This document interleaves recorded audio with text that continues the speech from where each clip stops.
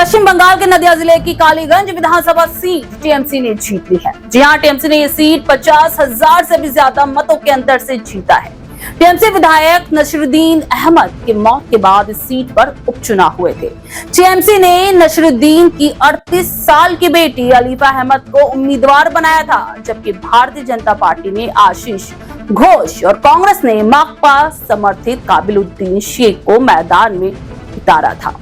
अलीफा ने बीजेपी के आशीष घोष को 51,334 वोटों के अंतर से हराया, जिससे टीएमसी ने इस सीट पर अपनी पकड़ बरकरार रखी। ऐसे में सवाल उठता है, क्या सीएम ममता बनर्जी का जादू अभी भी बंगाल में कायम है या मुस्लिम बहुल सीट होने से टीएमसी कैंडिडेट की जीत हुई है? कालीगंज सीट पर टीएमसी की जीत मुख्यमंत्री ममता बनर्जी के लिए कई मायनों में महत्वपूर्ण है। कालीगंज में 19 जून को 60.32% मतदान हुआ। खास बात यह है कि 2021 की तुलना में कम था। कम मतदान के बावजूद टीएमसी की जीत ने साबित किया है कि ममता का जनाधार अल्पसंख्यक और ग्रामीण वोटरों के बीच अभी भी मजबूत है। अलीफा को नसरुद्दीन की विरासत और ममता की लोकप्रिय योजनाओं जैसे लक्ष्मी भंडार और स्वास्थ्य साथी का लाभ मिला। प्रचार के दौरान ममता ने स्थानीय विकास और सामाजिक कल्याण पर जोर दिया, जिसने मतदाताओं को अपनी तरफ आकर्षित किया। बीजेपी के लिए एक बड़ा झटका है, एक बड़ी हार है।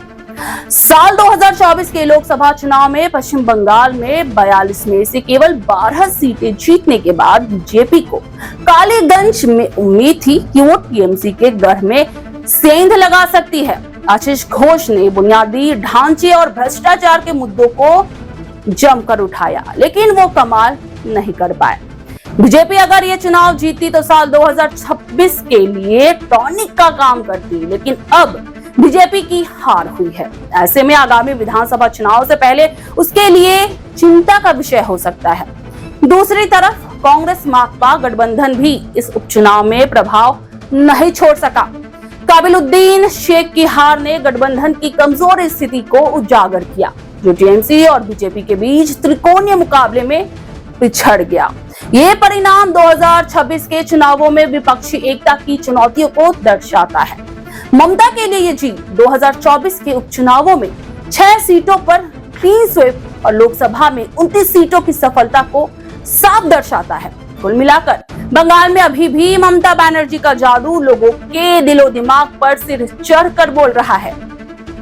टीएमसी की क्षेत्रीय ताकत और ममता की रणनीतिक कुशलता आने वाले चुनाव में भी इसी तरह बरकरार रखने में कामयाब होता है तो ये बीजेपी के लिए खतरे की घंटी हो सकती है। हालांकि कम मतदान और स्थानीय मुद्दों जैसे टूटी सड़कों पर असंतोष भविष्य में चुनौतियां पेश कर सकते हैं। फिर भी कालीगंज की जीत ने ममता को साल 2026 से पहले मनोवैज्ञानिक बढ़त दी है, जबकि बीजेपी को अपनी रणनीति को एक बार फिर से विचार करने पर मजबूर कर दिया है। खैर, आप इस बारे में क्या राय रखते हैं, हमें कमेंट सेक्शन में जरूर बताएं और देखते रहे सुपर न्यूज़ 24। क्या आप बनना चाहते हैं एक प्रोफेशनल ब्यूटी एक्सपर्ट?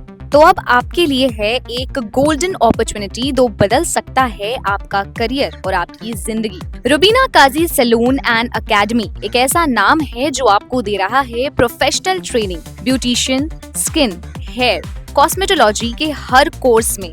यहाँ सिर्फ 45 दिनों में ही दे सकते हैं आपको चुनिंदा ट्रेनिंग, बेसिक से लेकर इंटरनेशनल लुक्स तक। जी हाँ, 10 एक्सक्लूसिव लुक्स की expert training, Brazilian makeup, water resistant makeup, illuminated look और भी बहुत कुछ सीखने को मिलेगा। और सबसे बड़ी बात, ISO बेस्ड कोर्स जो कि वर्ल्ड वाइड अप्रूव्ड है। यानी कोर्स के बाद आप दुनिया में कहीं भी जा सकते हैं और शानदार जॉब पा सकते हैं। यहाँ आपको अपने सपनों की उड़ान के लिए पैसों की कमी नहीं महसूस होगी, क्योंकि यहाँ है EMI इजी ऑप्शन अवेलेबल। पता नोट कर लीजिए, Rubina Kazi salon and academy, 4th floor, Devi market, Greek Orthodox church के पास, Hazra Kalighat, new sky wall bridge के सामने।